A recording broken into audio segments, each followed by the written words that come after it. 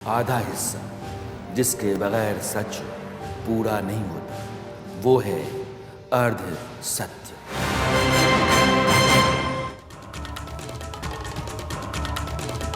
नमस्कार, मैं Rana Yashwant India news पर आपका स्वागत करता हूं और आप देख रहे हैं अर्ध सत्य। संसद की जो नई इमारत है उस इमारत के भीतर वैसे तो कलाकृतियां बहुत सारी हैं, खूबसूरती बेहिसाब है, आलिशान है, लकदक है, लेकिन एक तस्वीर है उस संसद भवन के भीतर जिसकी चर्चा बहुत ज़्यादा है, सोशल मीडिया पर लगभग वायरल है। वो तस्वीर अखंड भारत की है। अखंड भारत यानी कि आज़ादी से पहले हिंदुस्तान, वो हिस्सा जो बांग्लादेश का है, वो हिस्सा जो आज की तारीख में हिंदुस्तान का है और वो हिस्सा जो पाकिस्तान का है। यह जो नक्शा आप देख रहे हैं, यही तस्वीर जो है वो संसद में एक म्यूरल के तौर पर, भित्ति चित्र के तौर पर रखी गई है और यह एक सपना है, एक संकल्प है। और यह संकल्प अब जो संसद बनी है उस संसद भवन के भीतर दिख रहा है। सवाल ये है कि अक्साई चिन जो आज की तारीख में चीन के कब्जे में है और लगभग 43,000 वर्ग किलोमीटर का एरिया है, पाकिस्तान के कब्जे वाला कश्मीर, समूचा पाकिस्तान और बांग्लादेश, यह पूरा जो भूखंड है वो अखंड भारत है, यानी कि विभाजन से पहले का हिंदुस्तान। और विभाजन से पहले के हिंदुस्तान को लेकर के देश के पूर्व प्रधानमंत्री अटल बिहारी वाजपेयी की एक कविता है। मैं चाहता हूं कि चर्चा में आने से पहले अखंड भारत की कल्पना, अखंड भारत का संकल्प, उसको लेकर के संभावनाएं और वह कितना फलीभूत हो सकता है, इस पर चर्चा करने से पहले अटल बिहारी वाजपेयी की कविता। भूखों को गोली, नंगों को हथियार पिनाए जाते हैं, सूखे कंठों से जेहादी नारे लगवाए जाते हैं। लाहौर, कराची, ढाका पर मातम की है काली छाया, पख्तूनों पर, गिलगित पर है गमगीन गुलामी का साया। बस इसीलिए तो कहता हूँ आजादी अभी अधूरी है, कैसे उल्लास मनाऊं मैं। बस इसीलिए तो कहता हूँ आजादी अभी अधूरी है, कैसे उल्लास मनाऊं मैं, थोड़े दिन की मजबूरी है। दिन दूर नहीं, खंडित भारत को पुनः अखंड बनाएंगे। दिन दूर नहीं, खंडित भारत को पुनः अखंड बनाएंगे। गिलगित से गारो पर्वत तक आजादी पर्व मनाएंगे। उस स्वर्ण दिवस के लिए आज से कमर कसें, बलिदान करें। जो पाया उसमें खो न जाएं, जो खोया उसका ध्यान करें। जो पाया उसमें खो न जाएं, जो खोया उसको ध्यान करें। वाजपेयी की कविता महज कविता नहीं है, वाजपेयी की कविता एक संकल्प है और वाजपेयी की कविता उस संकल्प को सिद्धि तक पहुंचाने का सपना लिए हुए है। देश के पूर्व प्रधानमंत्री अटल बिहारी वाजपेयी कल्पना जो कविता में ढली वह आज भारत सरकार का संकल्प दिखती है। देश की संसद की नई इमारत में एक नक्शा लगा जिसका जिक्र मैंने किया और उसकी खासी चर्चा है। यह नक्शा अखंड भारत की प्रस्तावना की तरह है। वह प्रस्तावना जो अफगानिस्तान के कुछ हिस्सों से लेकर पाकिस्तान, बांग्लादेश के विशाल भूखंड को संपूर्ण भारत की तस्वीर बनाती है। यह भूखंड कभी भारत का हिस्सा हुआ करता था। इस अखंड भारत का इतिहास क्या है, इसको सच करने की शक्ति क्या है, सामर्थ्य क्या है, इसकी संभावना कितनी है, आज इस बड़े सवाल पर चर्चा करने के लिए देश के जाने माने विशेषज्ञ हमारे साथ होंगे। उनका आपसे मैं परिचय कराऊं उससे पहले मैं अखंड भारत की उस सोच की तरफ आपको ले चलना चाहता हूं जिसका जिक्र कभी संघ प्रमुख मोहन भागवत ने किया था और ऐसा कई बार हुआ। हम पाकिस्तान कहते हैं, उसके लोग कह रहे हैं कि वो गलती हो गई, ये गलती हो गई, सब कह रहे हैं, सब मानते हैं। आप देखिए, जो अपनी हठधर्मिता के कारण भारत से अलग हो गए, अपनी संस्कृति से अलग हुए, पूर्वजों का नाता तोड़ के उनको भुला दिया गया, ऐसे जीवन में जिन्होंने प्रवेश किया और जो भारत से अलग हो गए, क्या वो अलग हो गए उससे अभी इस क्षण तक सुख में है? वो दुख में है। उस अपने भूमि को छोड़कर भारत के साथ रहने के लिए यहां जो आए, उन्होंने अपने जीवन को अपने पुरुषार्थ से फिर से खड़ा कर लिया। वो आज दुखी नहीं है, वहां दुख है। क्यों है? क्योंकि एक कृत्रिम जीवन में जी रहे। सत्य जीवन का अंगीकार करना, अगर वो गलत है तो गलती का सुधार तो यही हो सकता है, तो उसकी बात करने में क्या लज्जा है? वो सही है, और जो सही है वो टिकता है, जो गलत है वो आता है और जाता है। इसलिए मैं कहता हूं कि आप तैयार रहिए। कैसे होगा, क्या होगा, मैं नहीं जानता। मेरे कहने का कतई ये मतलब नहीं है कि भारत आक्रमण करे पाकिस्तान पर, गलत बात है। हम उस संस्कृति से नहीं है जो किसी पर आक्रमण करती है। हम उस संस्कृति से है जिसने जी जान से मुंह तोड़ जवाब देकर अपनी रक्षा तो की है। वो तो हम करते हैं, करेंगे, लेकिन हम आक्रमणकारी नहीं है।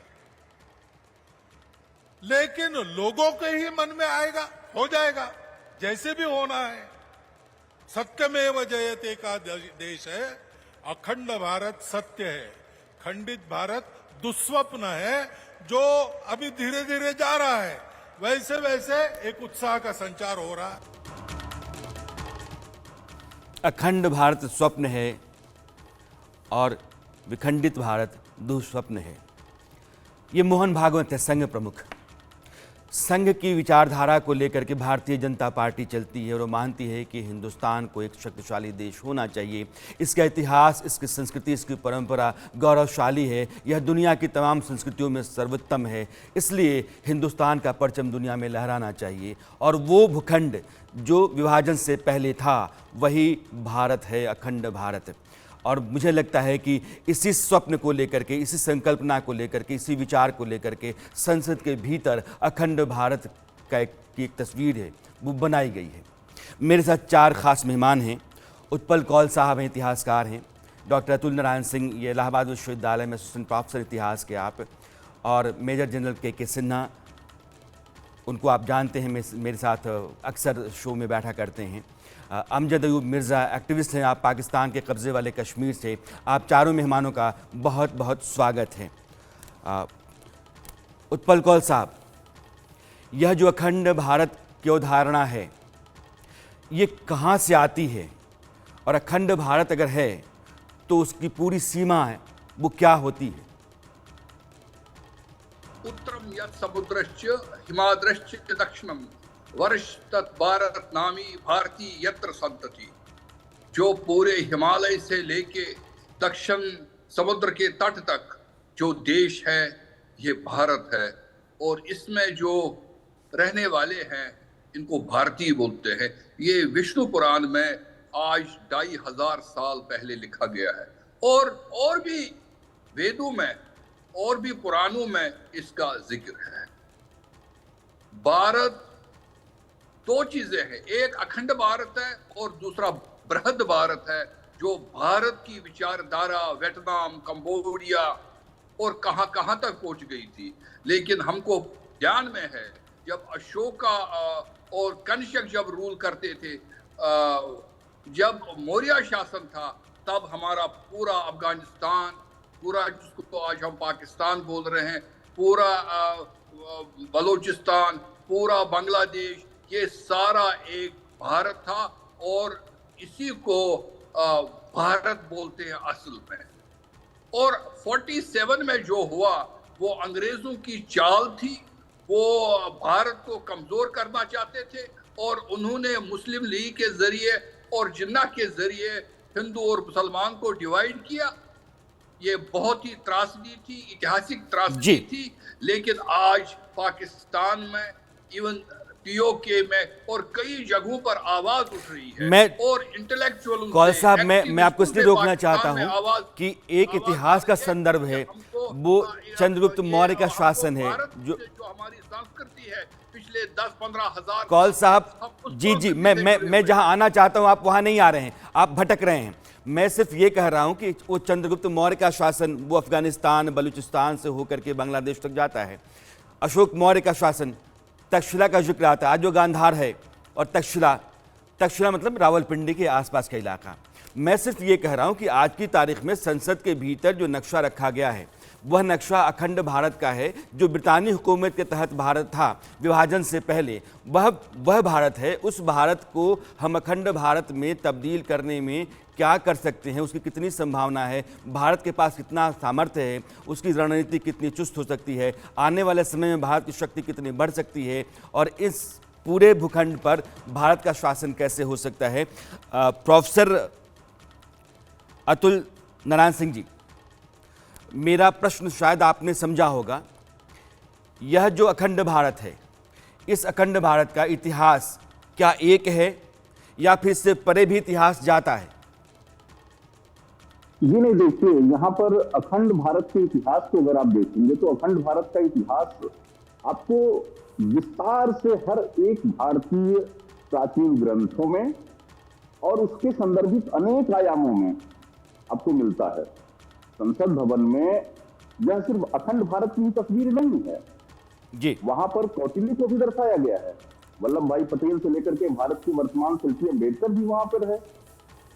हमारे बौद्ध ग्रंथ संयुत्तर निकाय में और बौद्ध ग्रंथ जैन ग्रंथ संयुत्तर निकाय में और बौद्ध ग्रंथों में जो षोडश महाजनपदों की संकल्पना दी गई है, उन षोडश महाजनपदों में 2 महाजनपद ऐसे थे जिसमें से कम्बोज और गांधार, ये दोनों वर्तमान पाकिस्तान में अवस्थित हैं।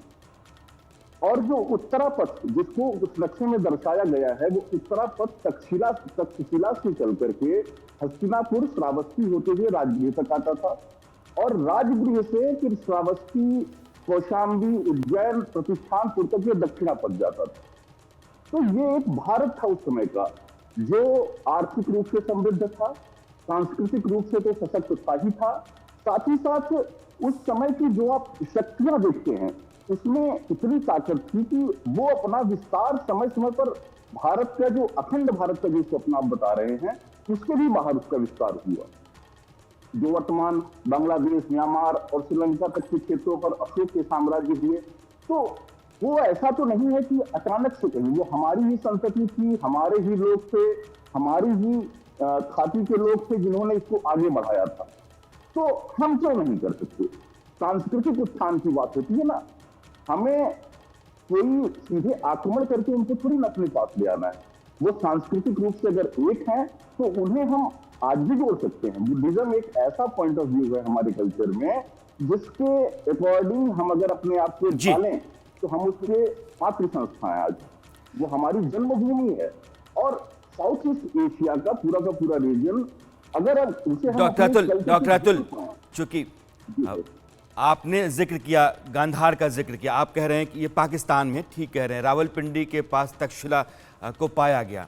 लेकिन जब चंद्रगुप्त मौर्य का शासन था तो जो आप हेरात देखते हैं, काबुल देखते हैं, कांधार देखते हैं, ये अफगानिस्तान के इलाके हैं, वह भी तब हिंदुस्तान का हिस्सा थे। लेकिन बहस में आज हम वहाँ नहीं जा रहे हैं, ना तो हम राजेंद्र चोल के शासन में जा रहे हैं जो जावा, सुमात्रा और दक्षिणी थाईलैंड तक था, मैं वहाँ भी नहीं जा रहा हूँ। मैं सिर्फ उस अवधारणा पर, उस कल्पना पर, उस सपने पर, उस संकल्पना पर और उस संकल्प पर आ रहा हूं जो अखंड भारत का संसद के भीतर है। मेजर जनरल के सिन्हा, आपका बहुत बहुत स्वागत। अब लगता है कि मैं सही रास्ते पर आपसे चर्चा कर पाऊंगा। अभी मैं आपसे सवाल करने से पहले पाकिस्तान में जो लोग POK के हैं वो क्या कहते हैं, क्योंकि हिंदुस्तान, जम्मू कश्मीर बहुत बड़ी रियासत थी और जम्मू कश्मीर हिंदुस्तान का हिस्सा है, लेकिन वो हिस्सा जो पाकिस्तान के पास रह गया उसको हम पाकिस्तान ऑक्युपाइड कश्मीर कहते हैं। वहाँ के हालात कैसे हैं, वहाँ के लोग आज की तारीख में आज़ादी के 75 साल बाद क्या सोचते हैं, पहले मैं ये बयान सुना देना चाहता हूँ, फिर मैं सिन्हा साहब के पास आना चाहता हूँ। कि वो एक बार फिर से इंडिया के साथ मिलना चाह रहे हैं। इसी सारे मुद्दे पर आज हम बात करेंगे पाकिस्तान के अवाम से, तो आइए चलिए हमारे साथ। अस्सलाम वालेकुम। वालेकुम सलाम। आपका नाम? अली शाह। अगर एक बंदा, मंजूर साहब कहते हैं कि अगर एक बंदा इधर से कश्मीर चला जाए तो वो कहते हैं कि आप किधर से आए हो, तो अगर तुम कहो कि मैं लाहौर से आया हूँ तो वो कहते हैं अच्छा आप पाकिस्तान से आए हैं। तो ये तो पाकिस्तान का कश्मीर के साथ हमारा ये सिस्टम है। कहा जा रहा है कि वो लोग इंडिया के साथ दोबारा से मिलना चाह रहे हैं। बस मैं तो कहता हूँ कि मिलना भी चाहिए, क्योंकि अगर एक बंदे को इधर, बागी कैसे बनते हैं, बागी तो इसी तरह बनते हैं कि उनको अब उनका हक नहीं मिलता। अक्सर लोग ये कहते हैं कि भाई मंजूर जो है वो एंटी स्टेट है, या कल को अगर दूसरा मंजूर गिलगित बल्तिस्तान में पैदा हुआ तो तब हम क्या करेंगे, तब वो कहेंगे कि यार वो भी एंटी स्टेट है। एंटी स्टेट तो उस एंटी स्टेट कैसे पैदा होता है जब किसी बंदे को अपना हक नहीं मिलता तो वो आगे जाके एंटी स्टेट बन जाता है। अगर गिलगित बल्तिस्तान इंडिया से अलग ना हुआ होता तो जिस तरह इंडिया में डेवलपमेंट हो रही है, इंडिया मकबूजा कश्मीर में डेवलपमेंट कर रहा है, इंडिया लद्दाख में डेवलपमेंट कर रहा है, तो उसी तरह गिलगित बल्तिस्तान में भी डेवलपमेंट होनी थी। मैं तो यही कहूँगा कि पाकिस्तानी तो ये बात भूल जाए कि वो इंडिया तक मुस्तकबिल में कभी पहुँच जाएंगे, क्योंकि हमारे मुल्क के इस टाइम जो हालात है और आप इंडियंस को देख ले, यही गिलगित बल्तिस्तान जो कि आजकल पाकिस्तान में है, जिसके लोग आजकल प्रोटेस्ट कर रहे हैं, तो ये अगर इंडिया के साथ होता तो मैं तो कहता हूँ ये इंडिया का बहुत एक डेवलप्ड जगह होती। इसमें उन लोगों ने इतनी डेवलपमेंट कर दी होती कि अभी जिस तरह इधर टूरिज़म हमारे साथ बिल्कुल नहीं है, क्योंकि ये तो नेचुरली अल्लाह ताला ने इसको इतना हुस्न दिया है, नेचुरली एडवेंचरस ये जगह है, इधर एडवेंचर ज़्यादा होने चाहिए। तो हमारे मुल्क में तो इसीलिए ये फॉरेनर्स नहीं आते कि मतलब इधर डेवलपमेंट हम नहीं कर रहे। जब तक हम इधर डेवलपमेंट नहीं करेंगे तो कुछ होगा नहीं। और इंडियंस का ये है कि उन्होंने अपनी हर जगह को डेवलप कर रखा है। ऐसे कई लोगों के बयान थे, लेकिन समय का लिहाज करते हुए मैंने वो सारे बयान नहीं सुनाए। लेकिन कमोबेश मामला सिर्फ यहाँ का ठहरता है कि हिंदुस्तान में अगर हम होते तो फिर आज की तारीख में हमारा मुस्तकबिल कुछ और होता, हमारी ज़िंदगी, हमारे हालात कुछ और होते जो नहीं हैं। सिन्हा साहब, मैं सिर्फ पहले बार आपसे चर्चा में एक सवाल बुनियादी है कि जब अखंड भारत को लेकर हम आगे बढ़ते हैं तो हमारा पहला कदम पाकिस्तान के कब्ज़े वाले कश्मीर पर होता है। मैं अपने दर्शकों को बताना चाहता हूं कि पाकिस्तान के हिस्से में जो कश्मीर का हिस्सा रह गया उसके दो टुकड़े हुए। एक जिसको आज़ाद कश्मीर कहते हैं, लगभग 13,000 वर्ग किलोमीटर का इलाका है, और दूसरा गिलगित बल्तिस्तान जो 73,000 वर्ग किलोमीटर का इलाका है। तो लगभग 5.5 गुना ज़्यादा बड़ा इलाका है गिलगित बल्तिस्तान का। मेजर सिन्हा साहब, ये क्या संभव है कि जनरल साहब की ये हिंदुस्तान आज की तारीख में पाकिस्तान के कब्ज़े वाले कश्मीर को अपना हिस्सा बना पाए, और संभव है तो किस तरीके से और कब तक? जय हिंद राणा साहब। देखिए, मैं जय हिंद से आपको हर एक बार बोलता हूं, और जय हिंद जब बोलता हूं तो उस परिकल्पना की बात करता हूं जब वो जय हिंद की जो आवाज उठी थी सुभाष चंद्र बोस, और उनकी परिकल्पना की बात करें। आज जो आप अखंड भारत की बात कर रहे हैं तो उसको उस पर्सपेक्टिव में समझें, और समझना चाहिए आपके माध्यम से। यदि जो मेरी समझ है, जो हम मानते हैं और जो पॉसिबल है, आपने उसका एक छोटा हिस्सा मेरे से पूछा है, मैं उसका जवाब देता हूं। जो आपने कहा है पीओके या गिलगित बल्तिस्तान का हिस्सा 13,000 और 73,000 स्क्वायर किलोमीटर, अक्साई चिन का भी आपने पहले जिक्र किया था, उसमें वो भी सस्काम वैली है जिसने पाकिस्तान ने सीड किया है 1963 में 62 वॉर के बाद। मगर ये छोटा हो जाएगा, आपकी सवाल छोटी हो जाएगी, क्योंकि बहुत बड़ा विषय आपने आज चुना है। अखंडित भारत को हम उस तरह मां बांटे जो पहले लोग बोल रहे थे। इसकी प्रक्रिया देखिए क्या है। जब सुभाष चंद्र बोस ने इसकी 1930 के अंदर में इसको ही रख दिया था कि अखंडित भारत का जो हम है, उसके बाद किस तरह से भारत के साथ कॉन्स्पिरेसी हुई, टू नेशन थ्योरी की तरह हमें बांटा गया और हम पूरे खंडित हो गए।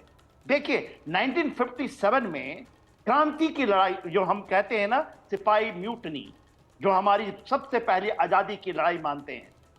उसके बाद अंग्रेज by proxy, by design, by उनको ये पता लग गया कि इस अखंडित भारत को संभालना बहुत मुश्किल होगा, क्योंकि उस समय, उसके बाद आप देखिए 1875 तक हम अखंडित थे। 1876 में अफगानिस्तान अलग हुआ जी, इससे खंडित हुआ।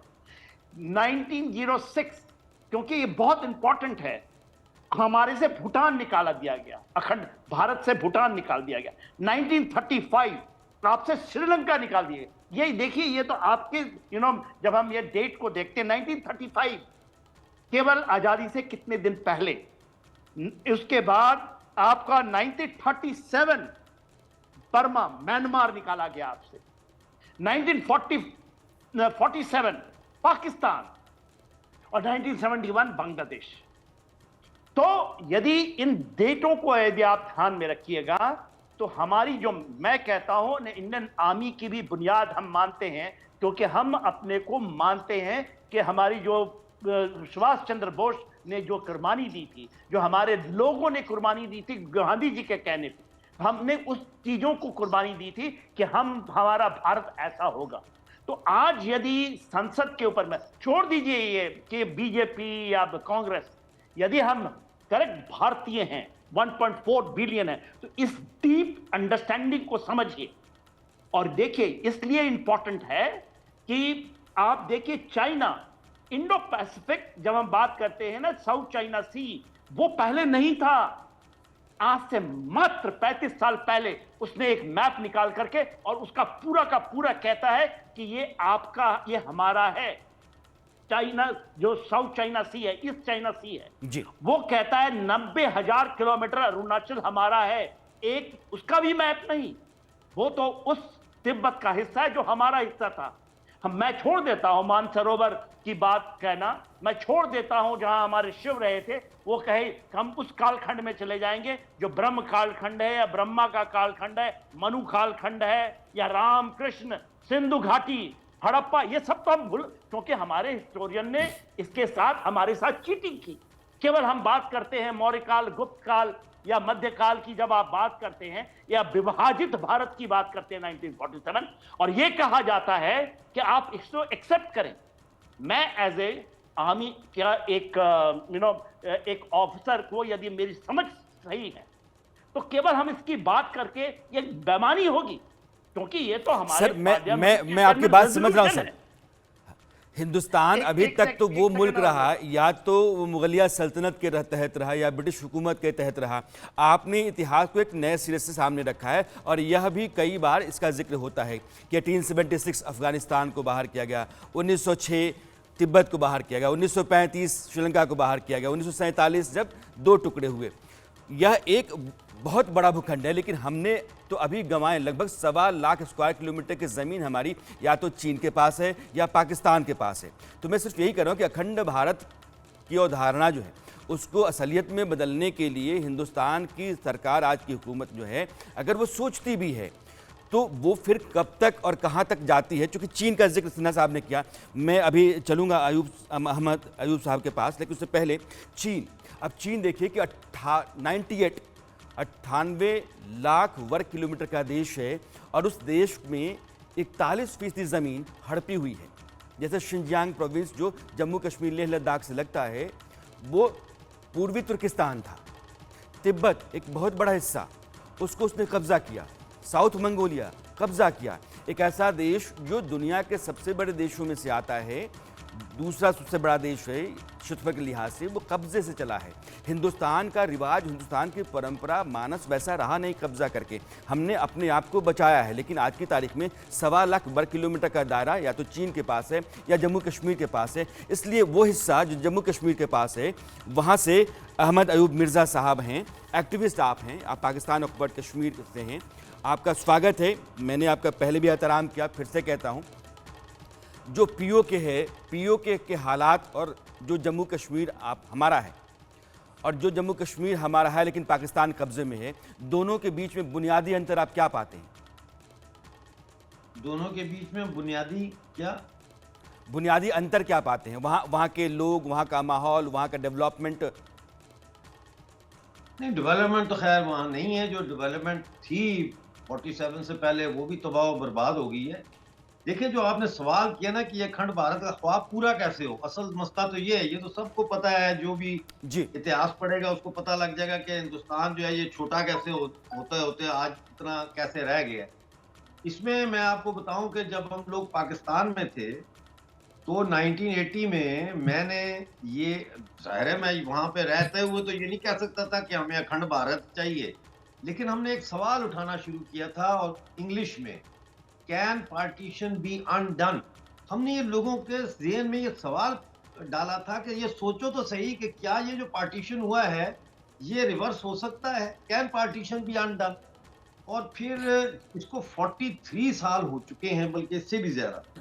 तो अब आप ये देखें कि 1997 में जब 50 वर्ष मनाए जा रहे थे, इंडिया के भी, पाकिस्तान वाले भी मना रहे थे इंडिपेंडेंस के 50 वर्ष, तो उस वक्त मैंने लंदन में कॉन्वे हॉल में एक जलसा किया था, और उस जलसे में मैंने इंडिया के जो थे यहाँ पे लोग और पार्टियां पॉलिटिकल, उनके रिप्रेजेंटेटिव्स को भी बुलाया था, पोइट्स भी थे, पाकिस्तान के भी थे। वहां जो मैंने बात की थी वो यही सवाल किया था कि कैन पार्टीशन बी अनडन, और फिर मैंने उसको जवाब दिया था कि पार्टीशन कैन बी अनडन। अब उसमें उस वक्त इंडिया टुडे एक मैगजीन निकलता था, चैनल वैनल तो थे नहीं, उन्होंने मेरे ऊपर पूरे एक पेज का आर्टिकल लिखा। मैं बड़ा यंग था उस वक्त। उन्होंने उसका टाइटल दिया था टॉकिंग ड्रीम्स। लेकिन आज जब मैंने पार्लियामेंट में हिंदुस्तान के अखंड भारत का नक्शा देखा तो मैंने सोचा कि मेरी ड्रीम्स, मेरे ख्वाब पूरे हो रहे हैं। भारत की पार्लियामेंट की नई बिल्डिंग में अखंड भारत का मैप लगा है।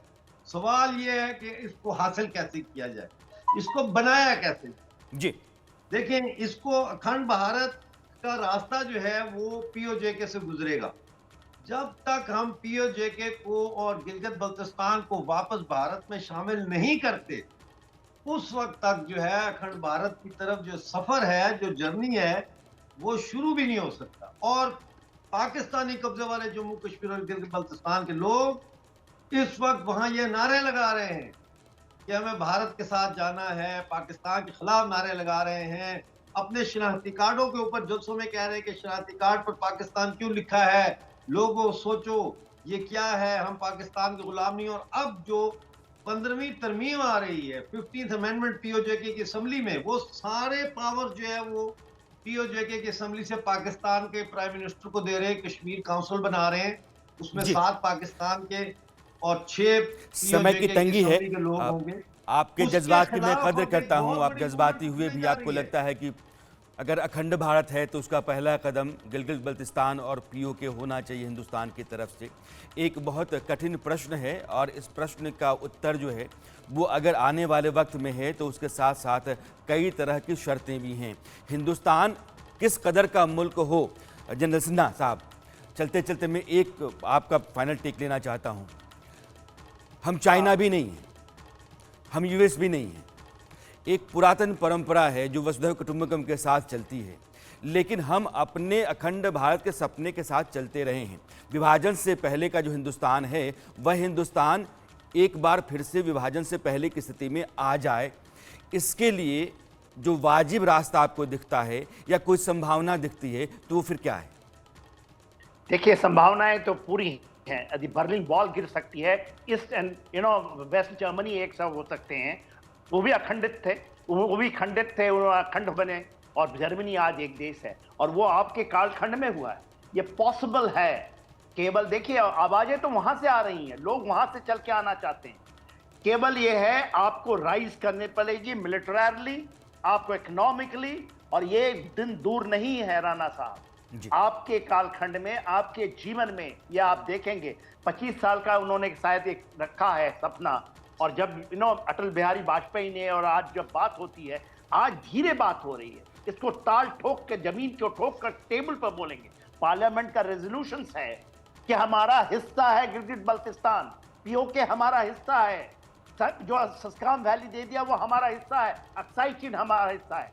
इसकी आवाज मैंने 2019 में भी सुनी थी, जब आर्टिकल 370 या 35 और उसके ऊपर में काम होना शुरू हो चुका है। ये आप राणा साहब, दिन दूर नहीं, केवल मिलिट्री ही, क्योंकि मिलिट्री पावर तो होगा ही, मगर कॉम्प्रिहेंसिव नेशनल पावर इतनी ज्यादा होगी, लोग आपसे मिलेंगे, बर्लिन वॉल टूट सकता है। तो ये टू नेशन थ्योरी जो अयूब साहब बोल रहे हैं वो खुद, क्योंकि गिलगित बल्तिस्तान में -35 डिग्री सेल्सियस से आवाज आ रही थी कि रास्ता खोल दो, कारगिल से मिलना चाहते हैं, क्योंकि वहां कंडीशंस ऐसे हैं। बांग्लादेश के सिन्हा साहब, हाँ, सिन्हा साहब बिल्कुल दुरुस्त फरमा रहे हैं। अगर आप अपने मुल्क में लोगों के हालात बदलते हैं, तरक्की आपके यहाँ तेज़ होती है, ज़िंदगी में बहुत सारा बदलाव आता है, और आप बतौर मुल्क ताकत अख्तियार करते हैं, आपके पास आपकी फ़ौज, आपके लोगों की ताकत बेहिसाब बढ़ती है, तो वैसे देश या वैसे लोग जो आपका कभी हिस्सा थे, आपके साथ जुड़ना चाहते हैं। एक रास्ता यही है, मुझे लगता है कि हिंदुस्तान का वाजिब रास्ता यही है कि हम तरक्की पसंद मुल्क हैं और लगातार अगर हम यहाँ विकसित देश के तौर पर जाते हैं, शक्तिशाली राष्ट्र के तौर पर उभरते हैं, तो वो हिस्सा हमारा जो बांग्लादेश और पाकिस्तान की शक्ल में आज की तारीख में नक्शे पर दो अलग अलग खंडों में बटा हुआ है, वो हिंदुस्तान के दायरे में आ सकता है। अखंड भारत का सपना पूरा हो सकता है। वाजपेयी जी की कविता मैंने आपको पहले सुनाई, उस कविता का आखिरी हिस्सा जो है इस शो को ख़त्म करने के साथ मैं जोड़ना चाहता हूँ कि वक्त अगर पलट करके इतिहास को जोड़ देता है, जर्मनी की बाजा सिन्हा साहब कह रहे थे कि वक्त पलटता है और इतिहास फिर पुराने रॉ में आ जाता है, वो पुराने हिस्से में आ जाता है, पुरानी तस्वीर के साथ खड़ा हो जाता है, तो इसका कारण सिर्फ यही होता है कि लोग जो हैं वो बेहतरी की तरफ जाते हैं, लोगों की ज़िंदगी में बेहतरी की गुंजाइश बने और मुल्क ताकतवर हो तो यह संभव हो सकता है। अखंड भारत का यह नक्शा जो आप देख रहे हैं वो हिंदुस्तान की संसद में है, हिंदुस्तान का यह संकल्प है, हिंदुस्तान का सपना है और इसकी संभावना जो है हिंदुस्तान की तरक्की और उसके ताकतवर होने में छिपी हुई है। अरसत में आज इतना ही। मैं अपने सभी मेहमानों का धन्यवाद करना चाहता हूँ। आपसे मुलाकात कल फिर होती है। नमस्कार।